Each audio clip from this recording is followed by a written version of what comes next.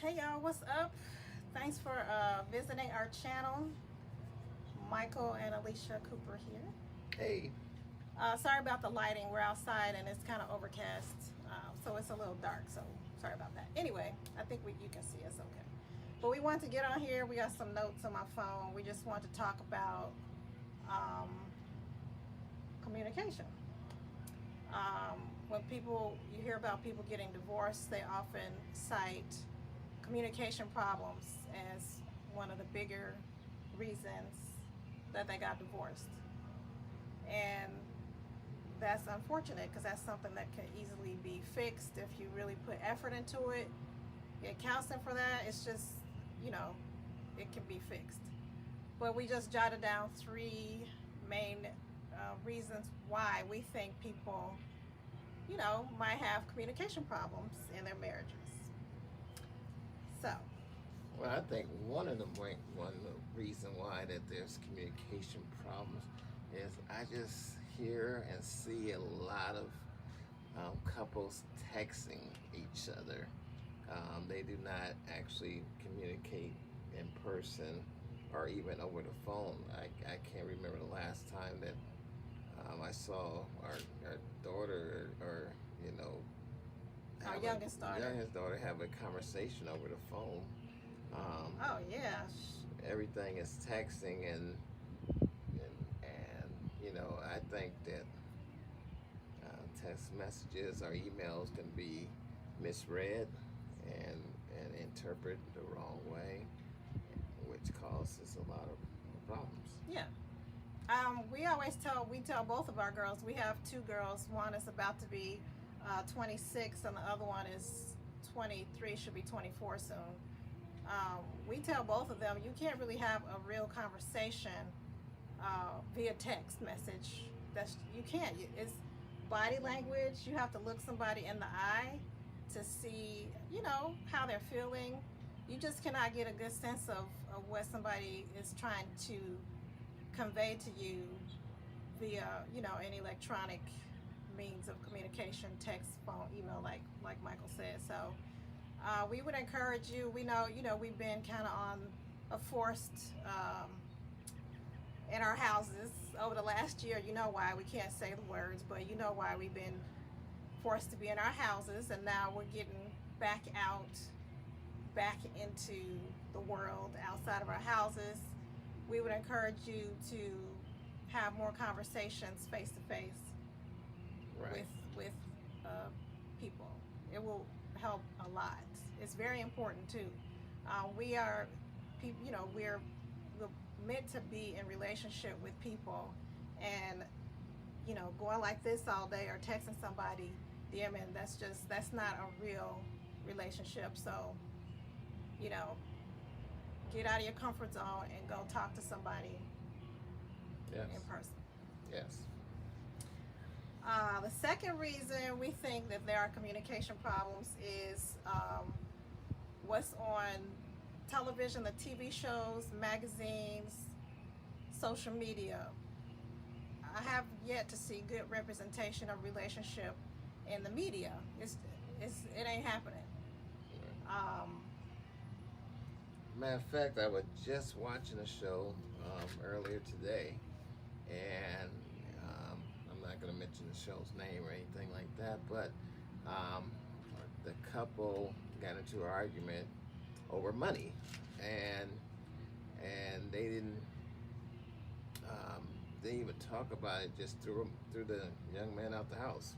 Just threw him out the house, and was no, you took my money. Well, I'm thinking that, well, if you're married, it's our money, not my money, but took my money and get out my house. And that was the show pretty much. That They were married? Yeah, they were married. Threw him out the house over some money, and said my money. That was money I was saving for something. But I'm like, wow. And I said, and that's how they portray couples on TV. So, right. And then when we see that on TV, or when a young couple see that on TV, now it's people think that's real, and that's it's reality, right? Another example, I heard our youngest daughter, maybe a year or even 2 years ago, she was having an argument with her boyfriend on the phone, and she was going in on him. She was cussing and yelling, and I was like, I was appalled because the way she was talking to him, I had never heard her talk that way before. So I let her cool down, and then the next day, I was like, I told her he wasn't here. I don't think. I told her, don't talk to a man like that ever again. And I don't care what he was saying. You control yourself.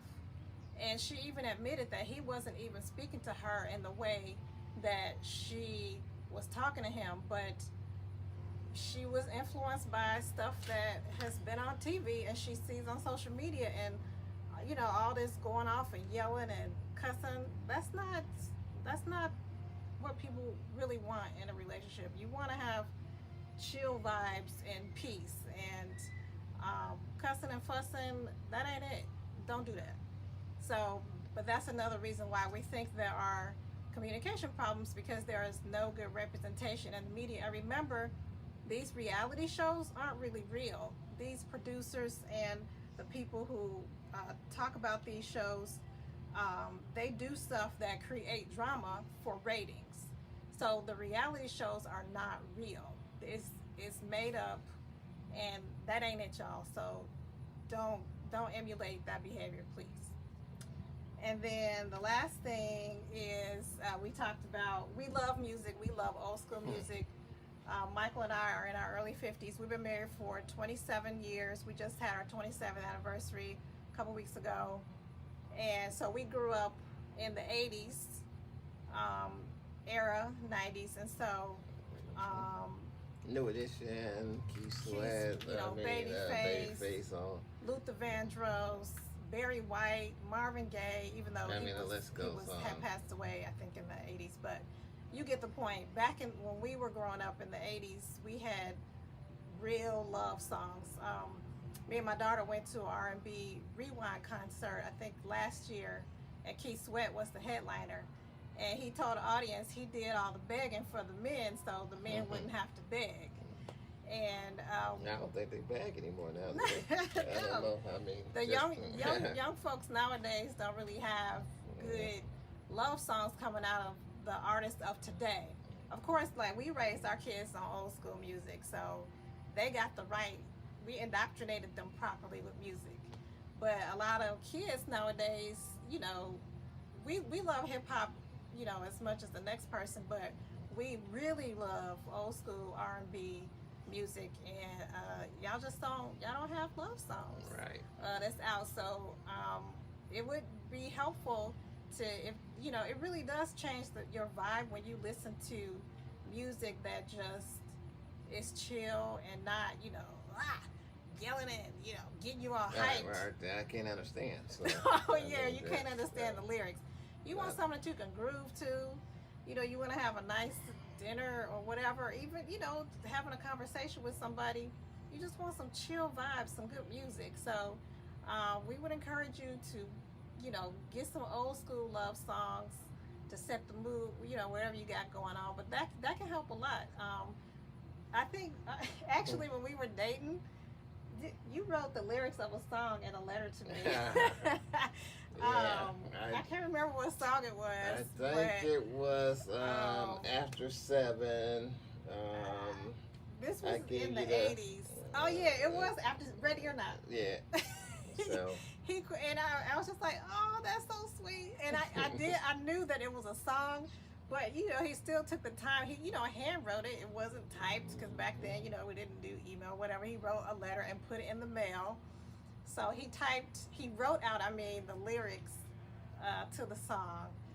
He said that expressed I give you his true feelings: the sun, the rain, the moon, the stars, and the mountains. Right.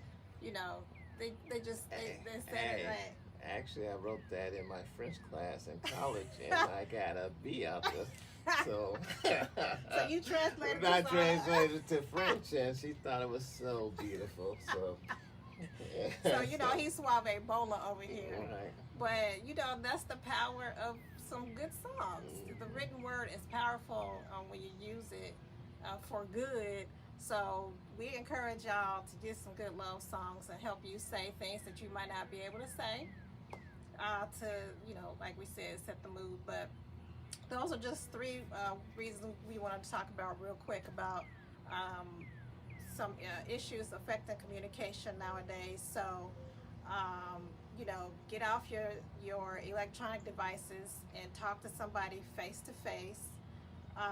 Don't take your cues from TV or social media about how relationships work, because that ain't real. And get you some old school music to love songs, R&B, to set the tone. And we think you'll be well on your way to set yourself up to improve the communication in your relationships. Yes, So, I totally agree. all right, y'all. Thanks for watching, and we will talk to you later. Bye bye. Peace.